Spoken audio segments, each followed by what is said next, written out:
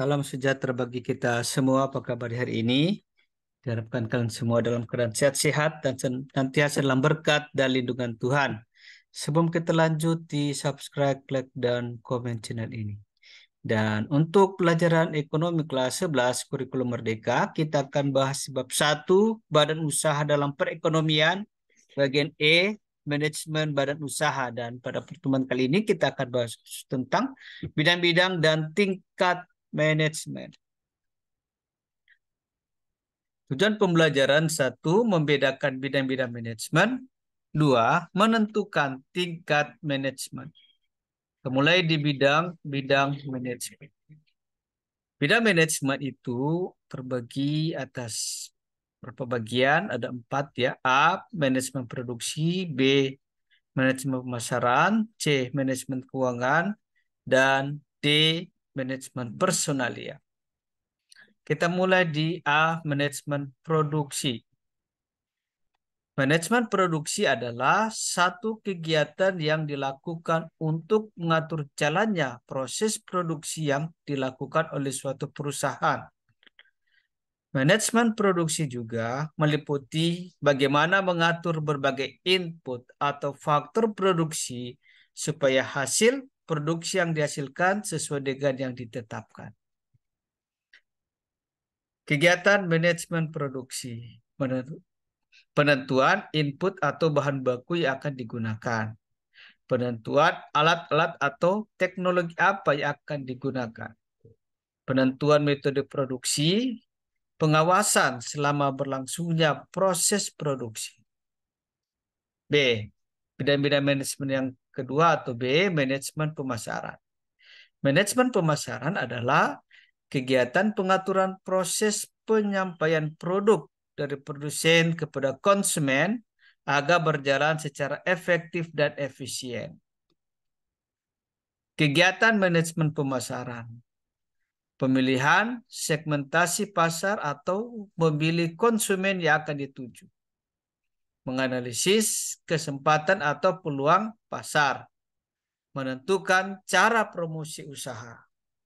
Mengelola usaha pemasaran agar produk yang dihasilkan bisa dikenal oleh masyarakat. Tujuan manajemen pemasaran adalah memperbanyak konsumen dan memperluas pasar bagi kemajuan usaha suatu perusahaan. C. Manajemen keuangan. Manajemen keuangan adalah kegiatan pengaturan dalam usaha pencarian dan pemanfaatan dana agar berjalan secara efektif dan efisien. Manajemen keuangan merupakan salah satu fungsi manajemen untuk menyediakan dana dalam rangka memenuhi kegiatan perusahaan. Kegiatan manajemen keuangan: mendapatkan dana atau bagaimana cara memperoleh dana. Dua adalah bagaimana dana tersebut digunakan dan dikelola secara efektif dan efisien. D. Manajemen personalia. Manajemen personalia disebut juga manajemen sumber daya manusia. Menurut Hasibuan, manajemen personalia merupakan ilmu dan seni mengatur hubungan dan peranan tenaga kerja agar efektif dan efisien untuk membantu terwujudnya tujuan perusahaan dan karyawan. Manajemen personalia berkaitan dengan pengurusan sumber daya manusia atau karyawan dalam satu organisasi atau perusahaan. Kegiatan manajemen personalia: perekrutan karyawan, pendidikan dan pelatihan bagi karyawan, pemberian kompensasi atau pengaturan pemberian upah, kegiatan penyusunan program keselamatan, kesehatan, dan pelayanan karyawan, pemutusan hubungan kerja.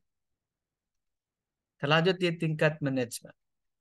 Tingkat manajemen dalam organisasi dibedakan dalam 3 golongan, yakni A. Top management atau manajemen puncak, B. Middle management atau tingkat menengah, dan C. Lower management, tingkat bawah, manajemen tingkat bawah. Nah, kita mulai di top management. Top management atau manajemen puncak merupakan level tertinggi dalam tingkat manajemen. Top management bertanggung jawab atas semua kebijakan, strategi, dan jalannya suatu perusahaan. Dalam kegiatannya, top management akan lebih banyak menggunakan kerja otak daripada kerja fisik. Dan tugasnya adalah menyusun visi misi perusahaan, menyusun kebijakan dan strategisnya, dan menjalin hubungan dengan pihak di luar perusahaan. Contoh, General Manager, CEO atau Chief Executive Officer, Presiden Direksi, dan Dewan Direksi. B. Middle Management. Middle Management atau manajemen menengah bertanggung jawab terhadap manajemen puncak. Dalam kegiatannya, tingkat manajemen ini akan menggunakan kerja otak dan fisik secara seimbang. Tugasnya adalah antara lain mengawasi beberapa unit kerja dan menerapkan rencana yang sudah disusun sebelumnya. Contohnya, kepala departemen dan manajemen cabang. C. Lower management. Lower management adalah tingkat yang paling bawah dalam suatu organisasi. Dalam kegiatannya, lebih banyak menggunakan kerja fisik dibandingkan dengan kerja otak. Salah satu kegiatan yaitu melakukan pengambilan keputusan, mengkomunikasikan rencana, motivasi karyawan, dan menetapkan prestasi yang layak diterima oleh karyawan. Contohnya yaitu mandor, supervisor, dan kepala seksi. Terima kasih. Demikianlah materi kita telah selesai. Kiranya bisa bermanfaat bagi kalian semua. Tetap semangat. Tuhan memberkati kita semua.